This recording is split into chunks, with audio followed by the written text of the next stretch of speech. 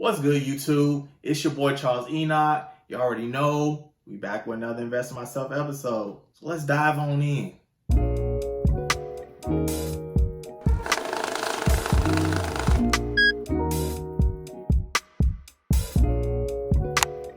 So you already know, before we get started, your boy gotta do the YouTube thing. So my goal is to reach 10,000 subscribers before the end of the year. I know it's a crazy goal, but it's my goal. So let's make this thing happen. So if you're new to the channel, go ahead, take a little bit of time, hit that subscribe button for me. Also, make sure to hit that like button as well and leave a comment down below. I appreciate anybody that does all these things because it does help me reach a higher audience base. So thank you in advance.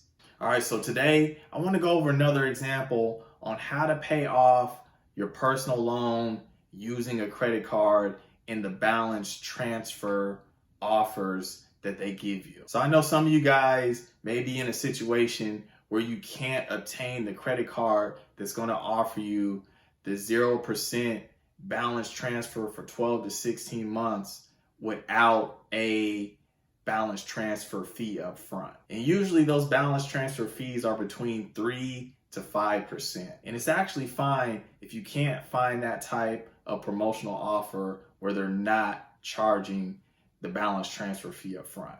You know, we got to deal with what we got, right? So I want to crunch the numbers to see how the balance transfer fee will affect how much interest you will save. Now, the balance transfer fee is applied with your transfer. So for example, if you are transferring, let's say $1,000 and the balance transfer fee is 5%, then your total that you would have to pay back from 12 to 16 months of 0% interest will be $1,005.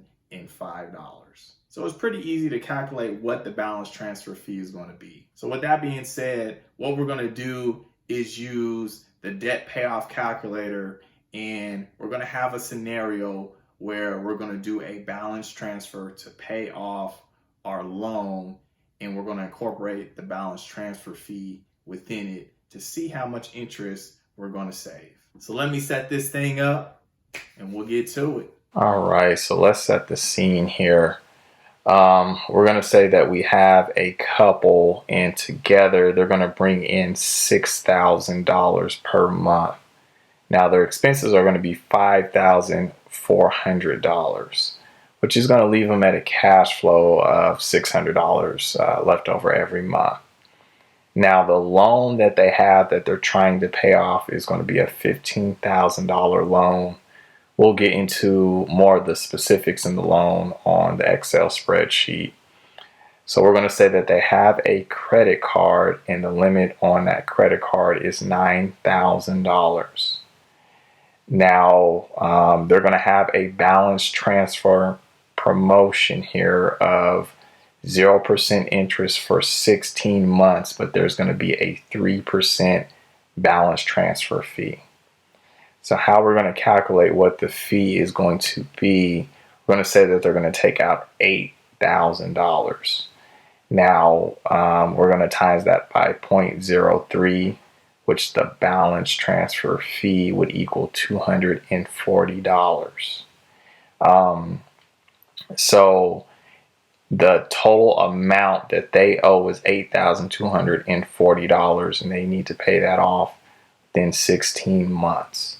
So if we divide that by 16, the total amount, that's going to be $515 of cash flow per month that they need to put in for 16 months to get that paid down.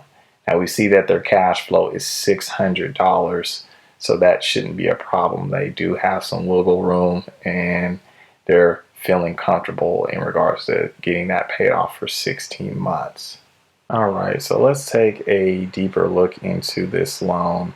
So we know that the loan amount is going to be $15,000 that this couple is trying to pay off. Now we're going to say that the interest rate is going to be 15%.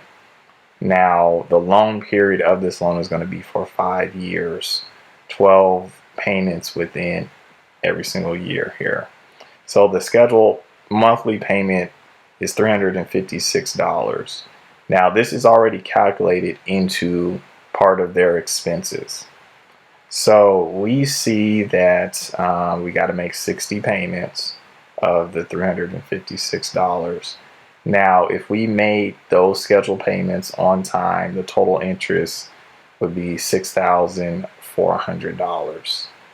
Now, let's put in and see what the difference makes when we make a chunk payment of $8,000 and we're using, again, that balance transfer, right? So we do that, boom. What we see here is the total interest goes down to $1,200. So I think we were at close to $6,500. That's about $5,000 difference, even if we added the $240 because we had the balance transfer fee. That's still giving us close to $5,000 savings. Now, the actual number of payments that we have to pay on the loan now is 24 payments instead of 60. So it's at about 35 payments. So that is 3 years that was shaved off by using that $8,000 chunk. Now, what we're going to do here is let's go down for the 16 months here. 1, 2, 3, 4, 5, 6, 7, 8, 9, 10, 11, 12, 13, 14, 15, 16. So we are at a balance of $2,382.32. Now, what we want to figure out, is it worth it in regards to applying another chunk payment on the back end of the loan, because it looks like we only have about 7 more payments left. So what I want to do here is pull up this document here, and we can see, I have the calculation here, the credit limit's going to be $9,000 like we know. Let's say that we paid off the $2,382.32. Balance transfer fee is going to be 3%, so we times that by 0.03. We're going to see that we have a fee of $71.40. So this will have to be added on to that. Now, let's take a look. The total interest that we have is $1,212.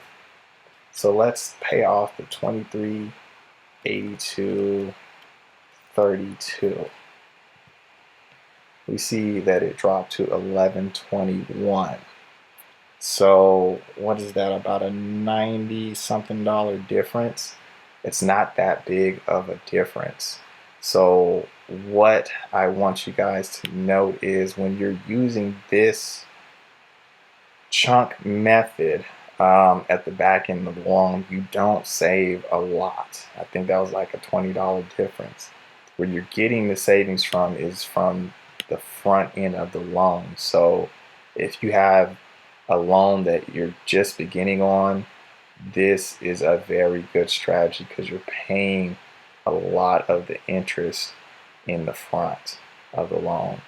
The end of the loan, you're not really paying that much interest, so the chunk payment will probably not work. You probably end up losing money, or just saving $20 of interest.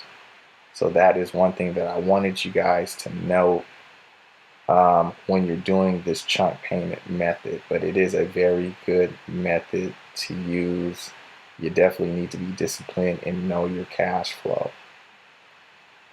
So I hope this was definitely helpful. If it was helpful, please remember to comment down below. If it wasn't helpful, still comment down below. Let me know why this wasn't helpful. And again, if you haven't done so yet, please subscribe to my channel and hit that like button. So like always, hopefully you guys have a great weekend, and I will see you guys next week. Peace out.